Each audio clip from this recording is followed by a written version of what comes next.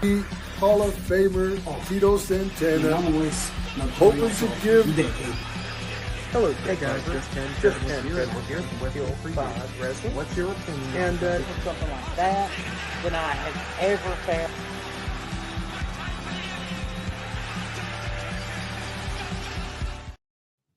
Hey! What? It's the Notorious ATB and Just Incredible. Till 510. Yeah, Till 510 now. 510. Lord, he's changed his name. I'm changing my name and changing my gimmick. A lot of podcasters do that these days, and I figured that I'm going to keep changing with this industry. So right now we're Till 510. Next week we might be Just Incredible again. Maybe you'll be Chris Hansen again. Maybe I'll be Chris. That was a special one-off miscommunication.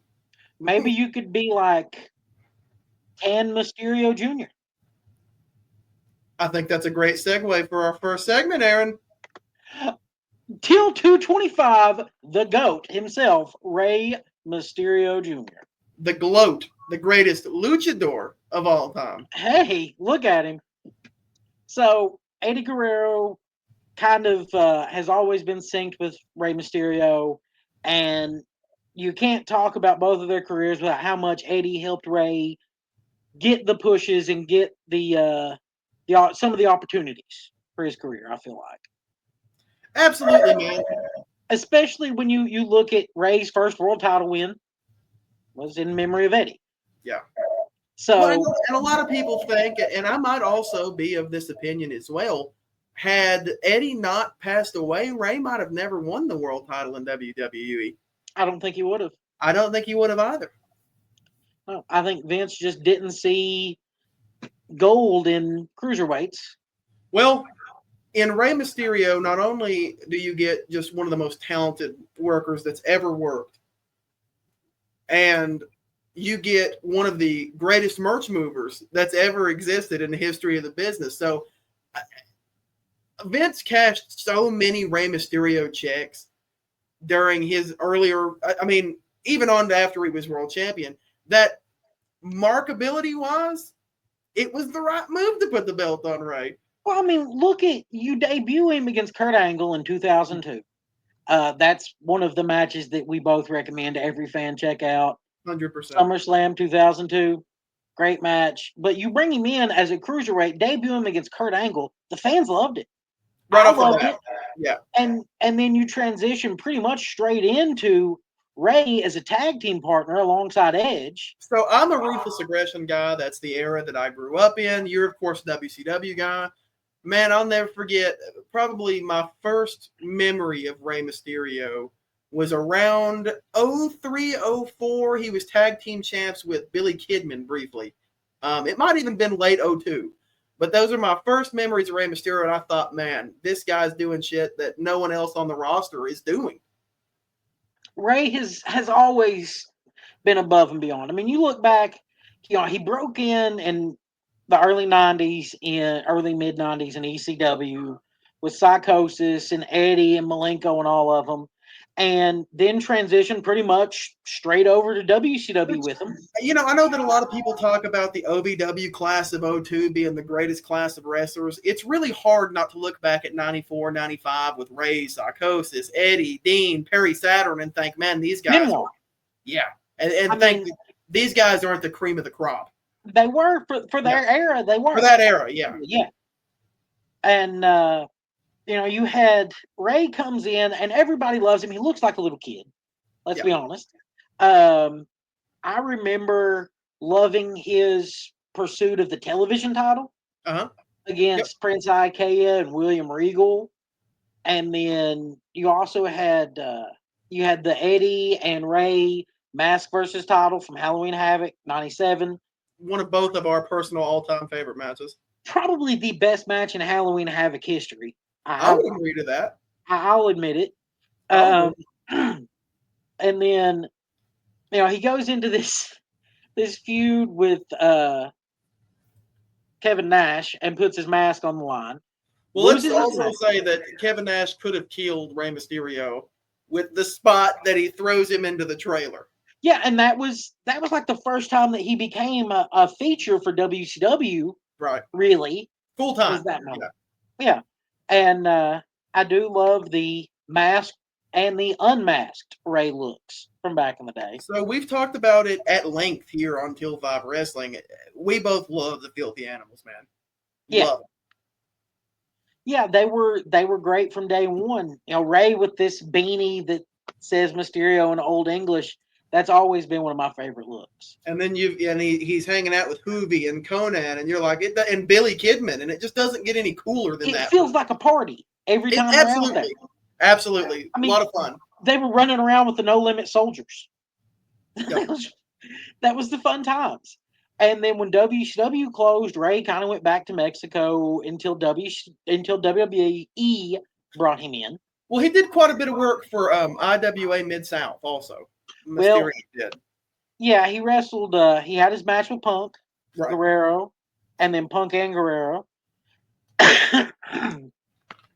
I'm surprised he didn't show up in ROH.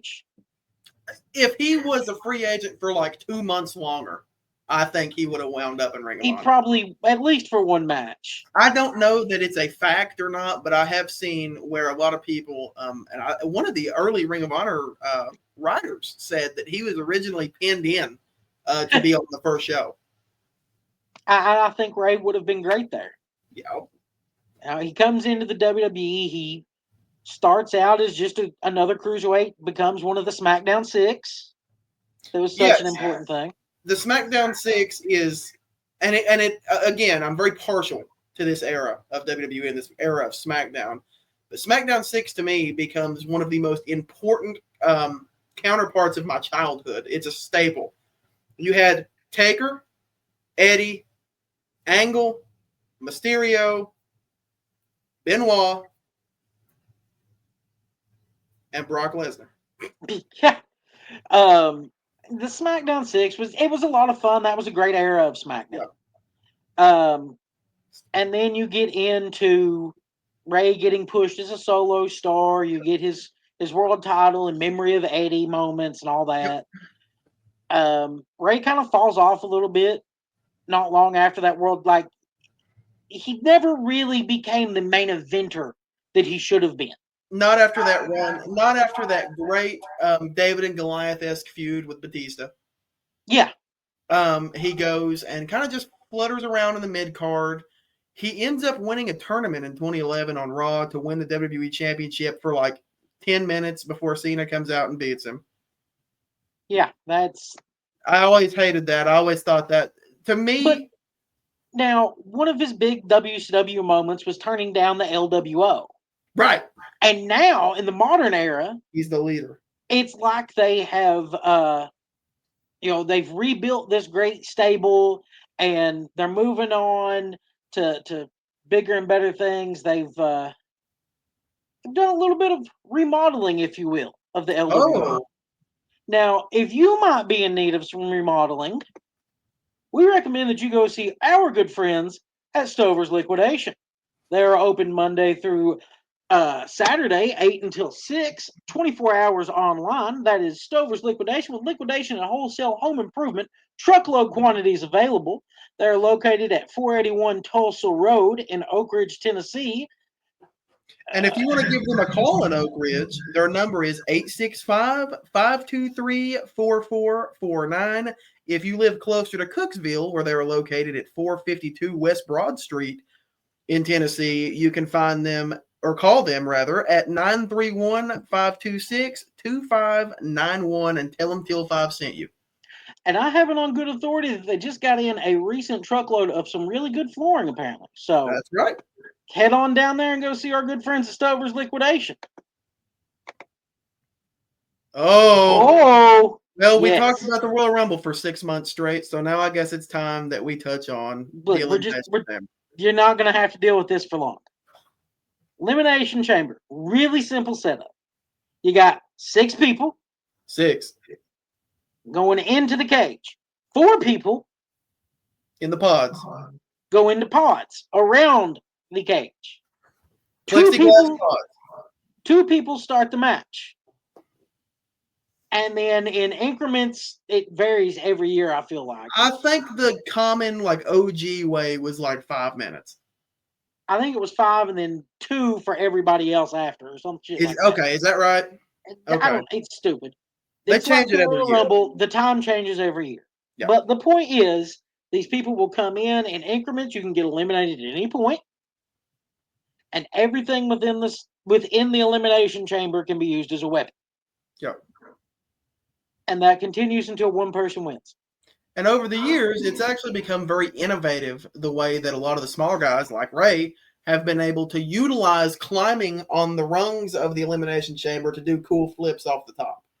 Yeah, Van Dam in the first one does a 5-star frog splash off the top of the chamber. I can't remember. They did a tag team elimination chamber a few years ago, and Lucha House Party was in it. And I can't remember if it was Grand Metalik or if it was Kalisto that did the really cool spot dangling from the middle of the cage. But it was very cool. I cannot remember because that's WWE in an era that I try to forget. I understand. But, Van Dam hits that 5-star, crushes Triple H's larynx. And I mean, especially once again, and I've said it already on this show, but the Ruthless Aggression era being really cool to me as a kid. The early Elimination Chamber, seeing guys like Jericho and Nash and Triple H and Shawn Michaels, you can't beat them. You just can't. It's not at all what it used to be. It was really funny seeing Shawn with the unfinished tights in the first one, with just the H and not the BK on them. Yeah. The brown ones, the ugliest tights he ever wore. Yeah. And cowboy boots with them. It's awful. And then you look at New Year's Revolution, the first Money in the Bank cash in 2006. You have Edge defeating Cena, or was that 2005? I think that's 5. January 06 at New Year's Revolution, yeah. Yeah. But anyways, Edge cashes in after Cena's went through 5 other people. Yeah. Goldberg kicking in the chamber to get to Triple H. Yep. There are a lot of classic moments. It's something fun to look forward to. If you don't know what you're getting into with the Elimination Chamber, you've got 6 people going to be locked up in pods. They're going to come out in increments. One person's going to walk out to be able to go on to the main event of WrestleMania. And if you still don't understand how it works, take a trip down to Peacock Land and watch the 2002 Elimination Chamber. And the commentary team, because it was the first one, it does a great job of explaining how this match works. And that's 2. Now let's talk about somebody that we both love in wrestling. We've both got several autographs from. Yes. A 205 flashback for Scott Flash Norton. Man, that's one of the early things in our friendship that we bonded on is a mutual love of the underrated and underappreciated greatness of Scott Norton. Absolutely. Yeah. Right there. The Scott Norton autobiography, personalized to yours. For this segment, we're going to read 3 chapters. No, I'm just kidding. No. That's called the Bret Hart episode, and we're not going to do that. The Bret Hart episode was shit work from Shit Creative, and it will never see the light of day. Well, that's why we're doing it this way tonight. That's right. Now, as you know, I have always gone to a lot of conventions. Right. So my first ever convention trip. Wow. Yeah. Blonde hair, Aaron, with Flash Norton. Oh, good times. So actually, one of the very first autographs that you got me personalized when we became friends was that. Ironically, I have the exact same one on my NWO wall. This guy right here. Former IWGP World Champion Scott Norton. Speaking of his IWGP career, so early in he made an appearance or 2 in New Japan, right? But he signed with him in 1990. Upon debuting, he was kind of a tag team guy and a mid-card solo guy. Nothing really huge, but by being with them, he got exposure to WCW. Eventually, he got to work with the Steiner brothers and started developing a bond with them. And he did become the IWGP World Champion while over there. But now, what I really liked was when Norton made it to WCW. Yeah. And we got Fire and Ice, Ice Train, and Scott Flash Norton. I loved it. Yeah. I was like, this is cool. Dude, when you look at a guy like Scott Norton, it's hard not to say, geez, man. I mean, look at this guy. He's a freak. Yeah. Now, they brought him in 93, tried to get him to be a heel by feuding with Sting. That didn't work out. No. He makes a WWF house show appearance, wrestles Bob Sparky Plug. Yep. Uh-huh. Another real bad man that I appreciate very much. And then he comes into WCW. He signs with them in 95. He helps he feuds with the Shark. I wanted to call him the Fark. John Tenta. I hated that name. And while we've touched on Tenta as well, let me go on and say very underappreciated, very underrated, excellent worker, excellent human being. They could have just called him John Tenta, but they kept calling him stupid names. They had to give him a stupid gimmick. He was too nice to say no. Yep. So from there, Norton squared off with Ice Train, and they actually ended up becoming a tag team because they beat the crap out of each other so much. Yep. And that lasted for a few months until they split up too, because it just seemed like WCW didn't know what to do with Norton.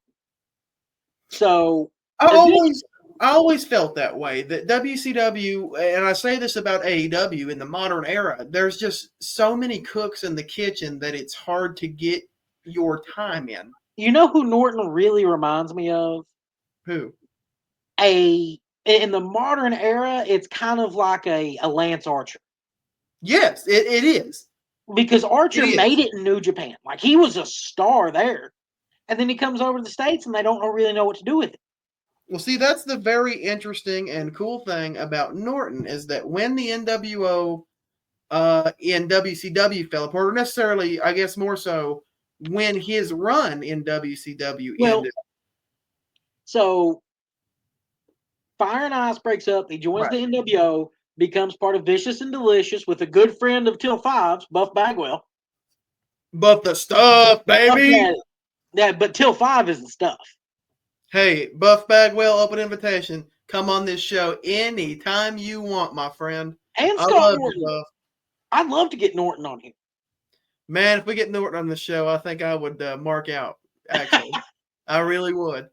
So, Norton is part of the NWO all the way through the end of his WCW tenure. Right. At which point, you see, the thing that we haven't mentioned, a lot of guys forget about this about Scott, because Scott was trained in an era in Japan where charisma and mic skills didn't really matter that much. So he didn't translate to an American audience as well as he does in Japan. Yeah. So he goes right back to New Japan, where he immediately joins the NWO Japan with Muta and oh my God, I've drew a blank on oh my God, was it Chono? Chono, yes, Masahiro Chono. Yeah, Jeez. He was part of Team 2000 with Chono. That's right. Yes. Yeah. See, I have a little bit of New Japan.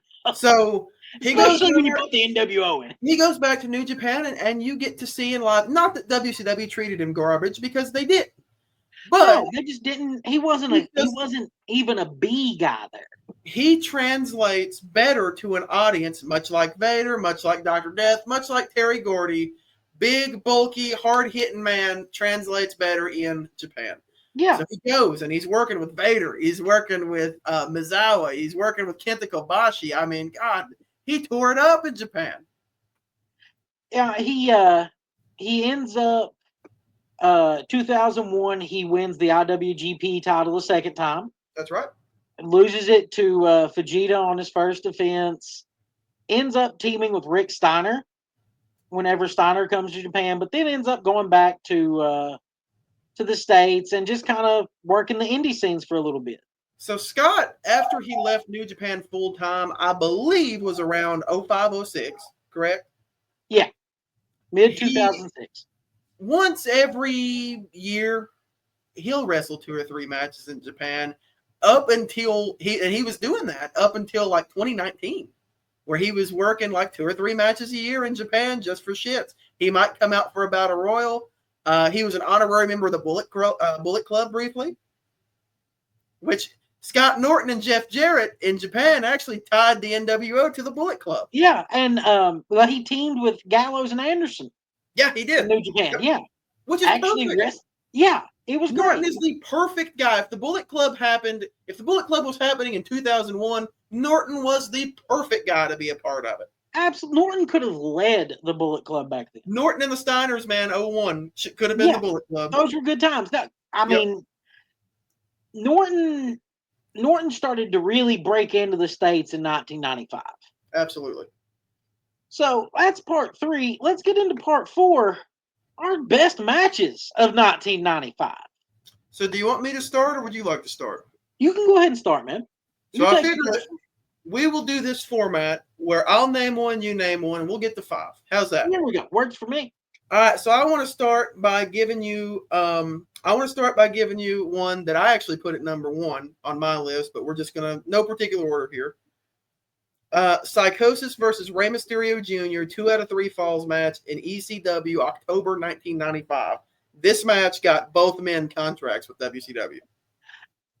And if you look at Cage Match, you will see a lot of Rey versus Psychosis matches, and both of them's top 10. And this match, to me, now I know that according to Cage Match, there is actually one AAA match between Psychosis and Rey that they say is better. I've never seen that. But this one, to me, when I saw that, it made me appreciate Psychosis to the point where I literally, and you can ask ATB, at least once or twice a week, I will bring up Psychosis in a typical conversation. Never fails. Yeah, never fails. Norton and Psychosis always get brought up. I'll see your Rey and Psychosis 2 out of 3 falls and raise you Shawn and Razor in a ladder match at WrestleMania. Yeah, iconic. You can't beat that. SummerSlam, right. You can't beat that. The iconic image of Razor holding both Intercontinental titles at the end. Perfect image. I'll raise you and give you Brett versus Bulldog for the WWF title at In Your House 5. I remember watching that one on VHS tape back in the day. Excellent. You may not remember what a VHS tape is. Oh, I do. I'm of the last VHS era, my friend. Well, staying in the vein of In Your House and Bret Hart. Yeah. Bret Hart and Hakushi at In Your House 1. I bet you guys are surprised that I didn't say that match first because Hakushi, of course, as you know, Japanese wrestling being my thing, Hakushi is one of my guys, or Jensei Shizaki, as I know him from All Japan. But I feel like you're going to love this one for number 5. I had to get a WCW match in here, and honestly, there's a lot of great ones from this era. But I thought that the cream of the crop, the best of the best when it came to WCW matches in 95, was at WCW Starrcade 95, and it was Chris Benoit versus Jushin Thunder Liger. Well, Liger, it never failed. He showed up at Starrcade. Absolutely. And put on a show every year there for a while. It was great. It was good times. I loved Liger. And I'll admit, 95, Liger and Benoit is definitely a top 5. There's a reason that Jushin Thunder Liger has been retired for like 5 years, and he's still one of the longest lines at conventions. He's still one of the most sought-after guys to watch tape from when you're a new performer. He's just unbelievable. He is. And Liger, it seemed like he never really lost a step. No, man. Even back in the later days when he was still wrestling in the junior heavyweight division in Japan in the 20-teens, he was still putting on great matches with Finn Balor and AJ and Ricochet. Yeah. I find it interesting that both of us are acknowledging how good the In Your House shows were for that first year. Yeah. Now, if you're somebody who might be watching our show or listening to our show and looking to purchase a house or do some home renovation, we suggest you talk to our good friends at Stover's Liquidation. They're open Monday through Saturday, 8 a.m. to 6 p.m. They're closed on Sundays. They're open 24 hours online. And if you are in Oak Ridge, Tennessee, you can find them at 481 Tulsa Road, or you can contact them at 865-523-4449.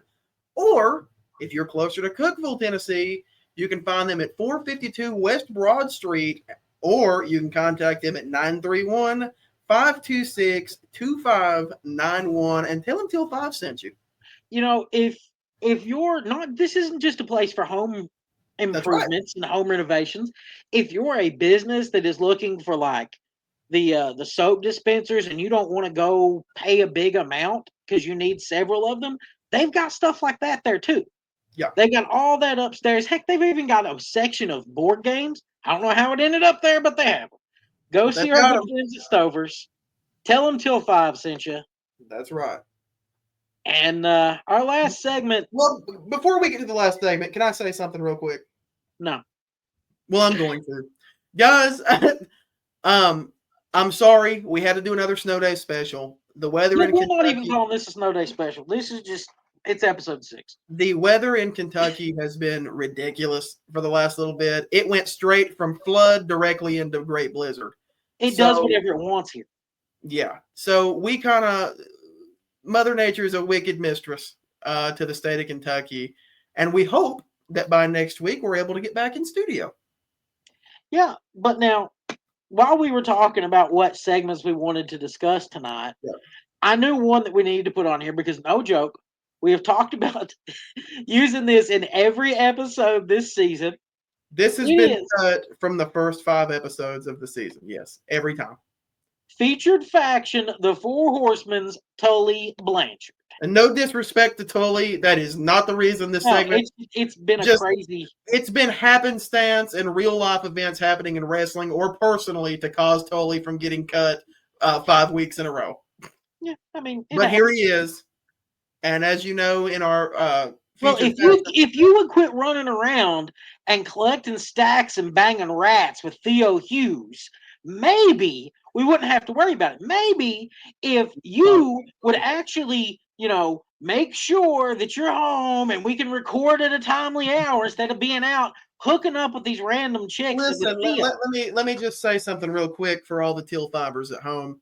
I am a wild horse, and it's hard to get this wild horse to get into the barn. And right now, I'm letting loose. And so... Well, you can ask Eldridge. He'll tell you you're a wild horse's ass. That's for you, Eldridge. And listen, me, Blackburn, and Hughes, as a trio, will try to leave some rats for the rest of you guys.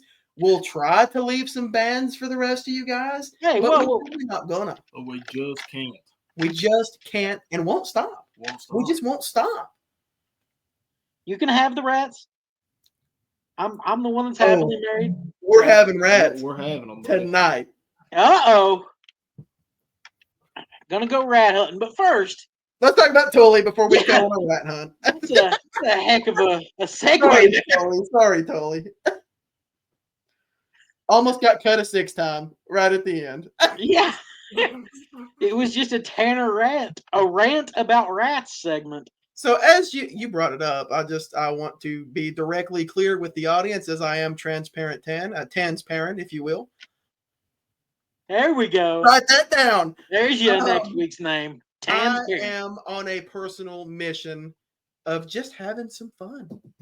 It's the season of lust here for me and Till 510. Look, he's got shoulders like boulders. And I'm vicious and delicious. Vicious and delicious. Oh, yeah. You might as well face it. He's addicted to love. Tan Titus. Love does not exist, but lust does. Give me a call, ladies. Now, here's the facts. As featured factions, we've been talking about a lot of former horsemen. Here, let's go ahead and roll the back to right. So we've been talking about a lot of Four Horsemen members, and I figure it's time we get to my favorite. If we're going to be honest, we're going to get to Tully. Oh, okay. No, we're not doing Arn tonight. Or Jeff Jarrett, or Paul Roma, or I know you're a Roma guy. I am a Roma guy. I'm a Roma guy too, though. Yeah. But Tully, let's face it, Tully, he was an original horseman. That's right. With JJ, Arn, Ole, and Rick. Yep. And I wasn't a big fan of Tully as a child because it was just before my time. Right. But Tully and Arn were the tag team to watch back in the day. They were the 80s FTR. Yes, they were. It cut and dry, really. Yeah. Now you know more about the rest of them. So Tully was a member of the Four Horsemen between 1985 and 1988. I always felt that because Flair was so good and such a personality with promos, that Tully's kind of got left behind. But if you actually go back and watch a lot of those promos, Tully was great too, man. Tully cut some amazing promos with his Rolex watches and his diamond rings and his NWA National Television Championship. Or National Heavyweight Championship, rather. But that leaves us to this. Here's the simple fact. We're going to lay it out like the rest of the Horsemen. Tully is a one-time NWA National Heavyweight Champ. He is a one-time NWA United States Champion, which, by the way, is a really cool-looking belt. He is a two-time NWA Tag Champ with Arn in the NWA. And he is a three-time NWA TV Champion. Those are a hell of a lot of accolades for a guy that really didn't work that long. And let me go over some of his other accolades. Yeah, absolutely. Now, let's look at the fact that the man came in after being out of the business for 20 years. Yep. And managed FTR on national television, took part in a 6-man tag match, and chose to walk away. And the man has a prison outreach ministry. Just a good guy. Tully is a good person. Yep. And people need to start giving Tully some flowers. I think I'm going to get off and go watch a Brainbusters match. Tam? Well, let's get into a couple of his matches real quick before we go. I just want for everybody to know, if you want some Tully to kill me a watch Brainbusters match while you're on this weekend, go check out the Brainbusters versus the Rockers from 1989 at MSG. I bet I can find that on Peacock. Go check out his Mid-Atlantic Championship match with Dusty Rhodes in 87. Go check out Tully versus Magnum TA in a Steel Cage I Quit match at Starrcade 1985. And if you want to see some real fun and you're a War Games fan, then check out the Four Horsemen versus Dusty, Nikita, Luger, Dr. Death, and Paul Ellering from 1988 War Games. Yeah, Tully is an original Horseman. War Games is kind of an original Horseman thing. Tully, you get 4 out of 5 horses from me. No whoop meters tonight. All right, folks. We tried to do the best that we could given the situation. Hopefully you enjoyed it. If you didn't, you can tell us in the comments. If you did, you can tell us in the comments. If you didn't, stick it, Marks.